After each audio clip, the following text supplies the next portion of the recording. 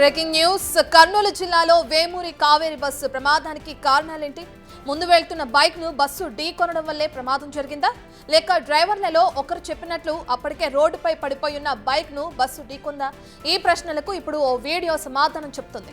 Bike నడిపిన శివశంకర్ ప్రమాదానికి ముందు మద్యం మత్తులో ఊగిపోతున్న వీడియో ఒకటి ఇప్పుడు వైరల్ అవుతుంది. ప్రమాదానికి కేవలం కొన్ని నిమిషాల ముందు బైక్ లో పెట్రోల్ నింపుకునేందుకు శివశంకర్ ఓ పెట్రోల్ బంక్ లోకి వెళ్లాడు.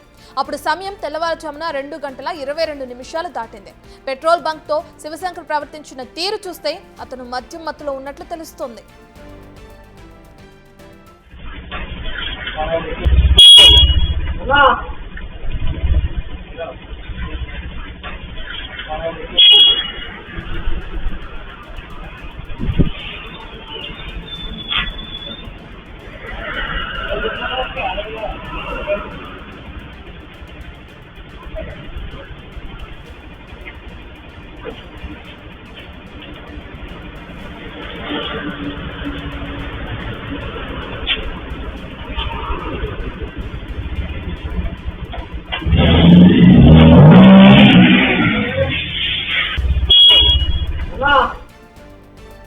పెట్రోల్ బంక్ లో శివశంకర్ బైక్ నడుపుతూ దాన్ని సరిగ్గా బ్యాలెన్స్ చేయలేకపోయాడు.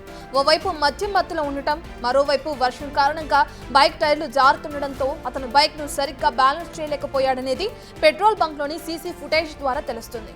పెట్రోల్ బంక్ నుంచి రోడ్డు మీదకి వచ్చిన తర్వాత కూడా ఇదే పరిస్థితుల్లో బైక్ నడపడం వల్ల అది స్కిడ్ అయి శివశంకర్ పడిపోయాడా, లేక ఇంకో వాహనం ఏదైనా ఢీకొనడంతో శివశంకర్ బైక్ మీద నుంచి పడిపోయి ఉంటాడా అనే దానిపై ఇప్పుడు క్లారిటీ రావాల్సిందే.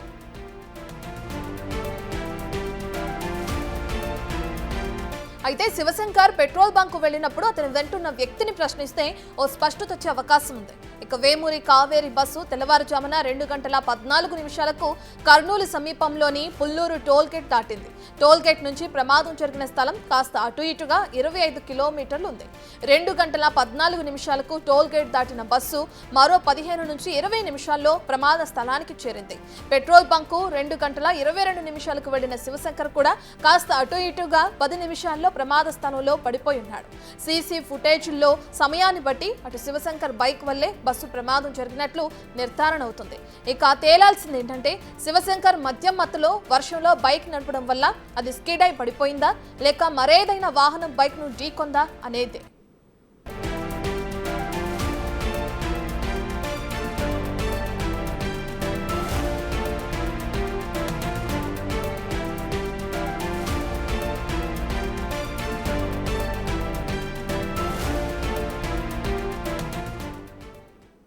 బైక్ నడిపిన శివశంకర్ ఏ విధంగా అయితే మద్యం మత్తులో పెట్రోల్ బంక్ లో ఏ విధంగా హల్చల్ చేశాడో ఆ వీడియో ద్వారా మనం చూసాం. ప్రస్తుతానికి వీడియో నెట్టింట వైరల్ గా మారిందని కూడా చెప్పుకోవచ్చు. సంబంధించిన డీటెయిల్స్ అందించడానికి మా ప్రతినిధి శ్రీరామ్ అందుబాటులో ఉన్నారు.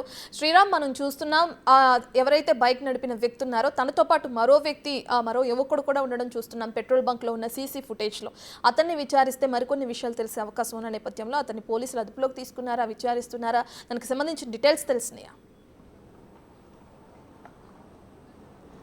ఎస్ రత్న, ఎగ్జాక్ట్గా కర్నూలు సమీపంలో జరిగిన ఘోర రోడ్డు ప్రమాద ఘటన ఏదైతే ఉందో అదంతా కూడా దేశాన్నే కలిచివేసిందని చెప్పుకోవచ్చు. దేశ ప్రధాని కూడా తీవ్ర దిగ్భ్రాంతి గురిచేసి తమ కుటుంబాలకు 2 లక్షల రూపాయల అమౌంట్ను కూడా ఇస్తామంటూ చెప్పిన పరిస్థితి. అయితే ఈ ఘటనలో అనేక రకాల ట్విస్టులు నెలకొన్నాయి. మనం చూసే సోషల్ మీడియాలో వైరల్గా మారిన వీడియో ఏదైతే ఉందో ఆ వీడియోలో ప్రధానంగా మనం చూసుకున్నట్టయితే కర్నూలు నుండి నేరుగా జాతీయ రహదారి ఏదైతే ఉందో జాతీయ రహదారి 44 సమీపంలోనే చిన్నటేకూరు పెద్దటేకూరు సమీపంలో పెట్రోల్ బంక్ ఉంటుంది. పెట్రోల్ బంకులో ఒకసారిగా శివశంకర్ ఎవరైతే ఉన్నారో ఆ ప్రమాదానికి గురై మరణించినటువంటి శివశంకర్ ఆ పెట్రోల్ బంకులో తన మిత్రుడితో వెళ్ళారు. మిత్రుడితో వెళ్ళిన తర్వాత అసలు ఏం జరిగిందనే అంశానికి సంబంధించి కొద్దిసేపటి క్రితమే స్వయంగా నేనే బిగ్ టీవీ ప్రతినిధిగా మాట్లాడడం జరిగింది. అక్కడ ఉండే ఆ పెట్రోల్ బంకు యాజమానితో మాట్లాడడం జరిగింది. ఈ సోషల్ మీడియాలో వచ్చినటువంటి వీడియో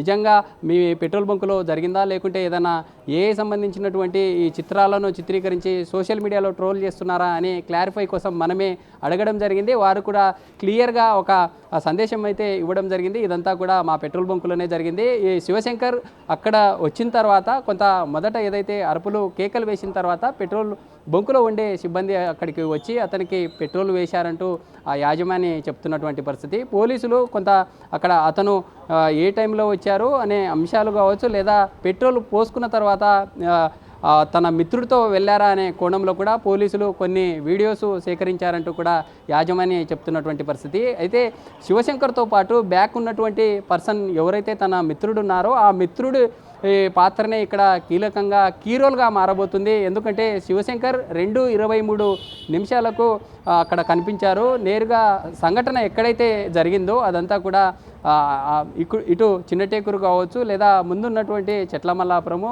బస్తిపాడు ఈ గ్రామాల సమీపంలో జరిగింది. ఎగ్జాక్ట్గా పెట్రోల్ బంకు నుండి ఆ ప్రమాదం జరిగిన ప్రాంతానికి 12 కిలోమీటర్ల డిస్టెన్స్ ఉంటుంది. పల్సర్ వెహికల్లో అతను మనం చూసాము. పెట్రోల్ బంకులో అతను డ్రైవ్ చేసినటువంటి విధానం కూడా కాస్త ర్యాష్గా కనిపించింది.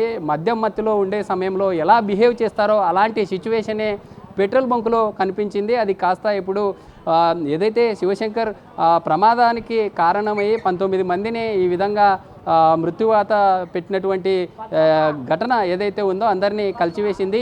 ఇలాంటి పర్సన్ వల్లే ఇలా జరిగిందంటూ కూడా సోషల్ మీడియాలో పెద్ద ఎత్తున చర్చ జరుగుతున్నటువంటి పరిస్థితి. అయితే పోలీసులు కీలకంగా అనేక రకాల యాంగిల్లో ఆధారాలను సేకరిస్తూ ఉన్నారు. అయితే నిన్న మధ్యాహ్నం వరకు జిల్లా సంబంధించినటువంటి ఉన్నత అధికారులందరూ కూడా కంప్లీట్గా బైక్తో వెళ్తున్నటువంటి శివశంకర్ను ఢీకొట్టడం వల్లే ఇలాంటి ప్రమాదం చోటు చేసుకుందంటూ చెప్పుకొచ్చినటువంటి పరిస్థితి. అయితే జిల్లా ఎస్పీ విక్రాంత్ పాటిల్ మీడియా సమావేశం నిర్వహించి జరిగిన ఘటన ఏదైతే ఉందో శివశంకర్ సెల్ఫ్ డ్రైవింగ్ చేస్తూ అక్కడ పడిపోయారా, లేకుంటే వేరే వాహనం ఢీకొట్టిందా అనే కోణంలో మేము దర్యాప్తు చేస్తున్నాము. ఎందుకంటే అక్కడ ఎవరైతే డ్రైవ్ చేస్తూ ఉన్నారో డ్రైవ్ చేసే పర్సన్ పోలీసుల దర్యాప్తులో ఉన్నారు. పోలీసులు కూడా కీలకమైనటువంటి ఆధారాలు అక్కడ డ్రైవర్ నుండి సేకరిస్తున్నారు. ఎందుకంటే ఆ ఘటన దాదాపు 2:45 లేదా 3 గంటల సమయంలో జరిగింది. అలాంటి సమయంలో ఎక్కడ కూడా ఎదురుకొచ్చేటటువంటి వాహనదారులు కావచ్చు, లేదా వెళ్ళే వాహనదారులు కూడా చూడనటువంటి పరిస్థితి.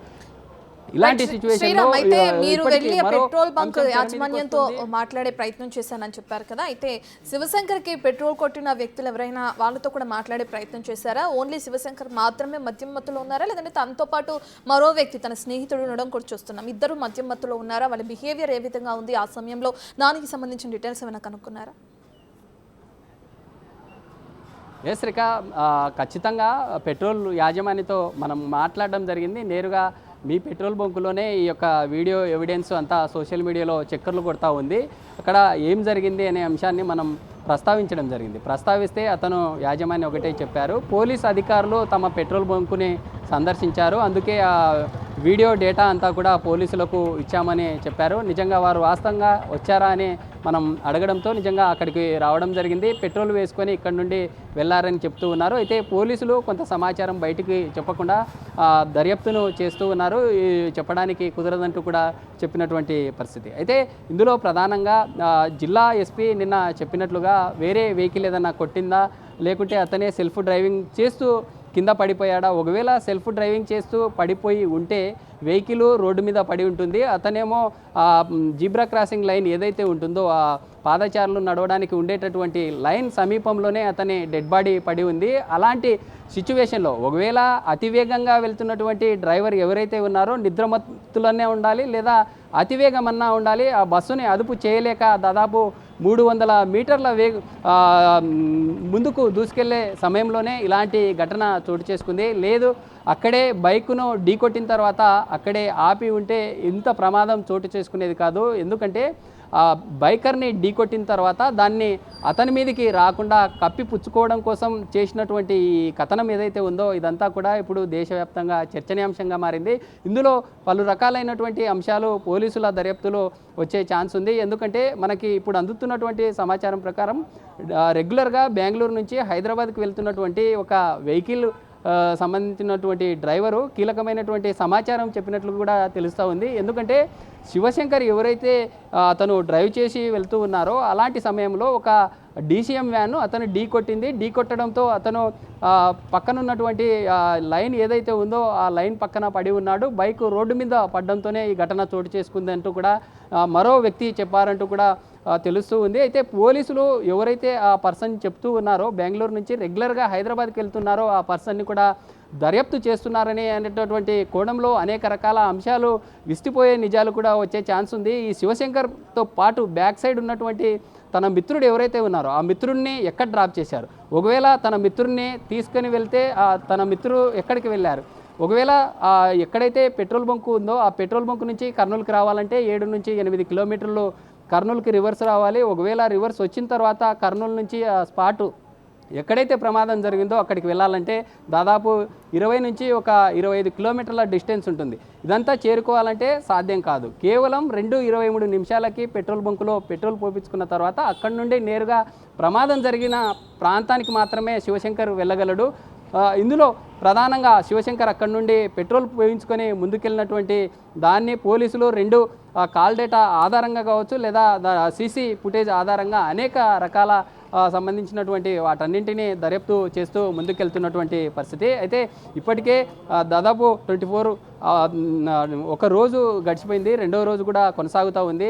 బాధితులు ఎవరైతే 19 మంది ఉన్నారో తమ మృతదేహాల అప్పగింత కోసం ఎదురు చూస్తున్నటువంటి పరిస్థితి. ఇప్పటికే 19 మృతదేహాల నుండి వారి యొక్క నమూనాలను సేకరించారు. నమూనాలు సేకరించి అమరావతి ఫోరెన్సిక్ ల్యాబ్కు పంపించారు. అయితే ఇందులో ప్రధానంగా 19 డెడ్ బాడీస్ ఏవైతే ఉన్నాయో 19 డెడ్ బాడీస్లో ఇప్పటికే 16 మంది నమూనాలతో పాటు 16 మంది బ్లడ్ శాంపుల్స్ని కూడా కలెక్ట్ చేయడం జరిగింది. ఎవరైతే తమ బంధువులు ఉంటారో బంధువులకు టెస్ట్ చేసిన తర్వాత వీళ్ళ బ్లడ్కి మ్యాచ్ అయ్యేలాగా డిఎన్ఏను మ్యాచ్ అయిన తర్వాతనే వారి యొక్క డెడ్ బాడీస్ ఇచ్చే ఛాన్స్ ఉంటుంది. ఇంకా ఈ ప్రక్రియ అంతా జరగాలంటే కొంత యాక్చువల్గా ఒక సమయం పట్టే ఛాన్స్ ఉంటుంది. ఈ ప్రక్రియ అంతా జరగాలంటే 1 వీక్ అలా పట్టే ఛాన్స్ ఉంది. ఎందుకంటే ప్రభుత్వం కూడా ఈ మ్యాటర్లో సీరియస్గా ముందుకెళ్తుంది కాబట్టి 48 అవర్స్లో ఈ బాడీని ఎవరైతే ఈ మృతదేహాలకు సంబంధించినటువంటి క్లారిటీ వచ్చిన తర్వాత ఇప్పటికే వాటన్నింటికి కొన్ని కోడ్ నంబర్స్ను కేటాయించడం జరిగింది. ఆ కోడ్ ఆధారంగా ఒకవేళ ఒక బాడీకి XYZ అనేటటువంటి కోణంలో ఇక్కడ ఇచ్చినటువంటి ఏవైతే కోడ్స్ ఉంటాయో ఈ కోడ్తో పాటు ఇక్కడ తీసుకునే పేషెంట్ బంధువులు ఎవరైతే ఉంటారో వారి యొక్క డేటా అంతా క్లారిటీ వచ్చిన తర్వాతనే వాటిని అప్పగించే ఛాన్స్ ఉంది. ఇప్పటికే అధికారులు కర్నూలు GGH ఏదైతే పోస్ట్ మార్టం ఉందో ఇక్కడే దాదాపు 19 మృతదేహాలు ఇక్కడే పెట్టినటువంటి పరిస్థితి. అయితే ఇక్కడికి వచ్చినటువంటి దాదాపు 6 రాష్ట్రాల నుంచి ఇటు 2 తెలుగు రాష్ట్రాల నుండి ఏపీలో దాదాపు 6 మంది, తెలంగాణ రాష్ట్రంలో 6 మంది, మిగతా బీహార్ కావచ్చు, ఒడిశా, కేరళ, కర్ణాటక ఈ 6 రాష్ట్రాల నుండి ఈ 19 మంది మృతి చెందిన విషయం మనకు తెలిసిందే. ఈ 19 మంది సంబంధిత బంధువులు కావచ్చు, కుటుంబ సభ్యులంతా కూడా కర్నూలుకి చేరుకున్నారు. హైదరాబాద్ నుండి నిన్న బయలుదేరినటువంటి బస్సు బయలుదేరే సమయంలో ఇలాంటి ప్రైవేట్ ట్రావెల్స్ ఏవైతే ఉంటాయో ప్రైవేట్ ట్రావెల్స్ ప్రయాణించే సమయంలో యాక్చువల్గా బస్సులో ఉండే 40 సీట్స్ ఏవైతే ఉంటాయో అందులో కొందరు బుక్ చేసుకొని కొందరు బస్సు ఎక్కే ఛాన్స్ ఉండదు. అలాంటి తరుణంలో ఈ ప్రైవేట్ ట్రావెల్స్ క్యాచ్ చేసుకొని కొత్తవారు కూడా ఎక్కి వెళ్ళేటటువంటి పరిస్థితి. ఇలాంటి సిచ్యువేషన్లో 18 మందికి ఇప్పటికే ఐడెంటిఫై చేశారు. హైదరాబాద్ శివార్లో ఉన్నటువంటి అరంగర్లో ఒక పర్సన్ అన్నోన్ డెడ్ బాడీగా గుర్తించడం జరిగింది. అసలు ఆ పర్సన్ ఎవరు, ఆ పర్సన్ సంబంధించినటువంటి ఆనవాళ్ళు ఇప్పటికే పోలీస్ అధికారులు అన్ని రకాలైనటువంటి ఈ హెల్ప్ లైన్ డెస్క్లు పెట్టారు. ఎవరైనా మీ బంధువులు కావచ్చు లేదా ఈ ఘటనలో ఎవరైనా హైదరాబాద్ నుండి బెంగళూరుకు వెళ్ళే కావేరీ ట్రావెల్స్ బస్సులో ప్రయాణించి ఉంటే హెల్ప్ లైన్ డెస్క్ని సంప్రదించండి అంటూ కూడా అధికారులు చెప్తూ ఉన్న ఆ యొక్క డెడ్ బాడీ అన్నోన్ డెడ్ బాడీగా గుర్తించడం జరిగింది. ఈ ప్రక్రియ అంతా కొనసాగుతూ ఉంది. ఇక్కడికి వచ్చిన బంధువుల కోసం కర్నూలులో ఉండే ఏదైతే అతిథి గృహం ఉందో అక్కడ వారికి షెల్టర్ కూడా కేటాయించిన పరిస్థితి. అయితే కర్నూలు GGH ప్రాంగణం అంతా కూడా నిన్న ఈ ప్రాంతం అంతా వారి యొక్క అర్ధనాదాలతో మున్నీరు పెట్టి ఉన్నటువంటి ప్రాంతం అంతా ఈరోజు ఎవరు లేనటువంటి పరిస్థితి. ఎందుకంటే నిన్న అర్ధరాత్రి ఇక్కడి నుండి నేరుగా DNA కోసం వారి యొక్క ఆనవాళ్లను తీసుకెళ్ళిన తర్వాత ఇక్కడ నుండి అందరూ కూడా వసతి గృహానికి వెళ్ళిపోవడంతో ఇక్కడంతా కొంత నిర్మానుష్యంగా మారినటువంటి situation. Right, thank you Sriram.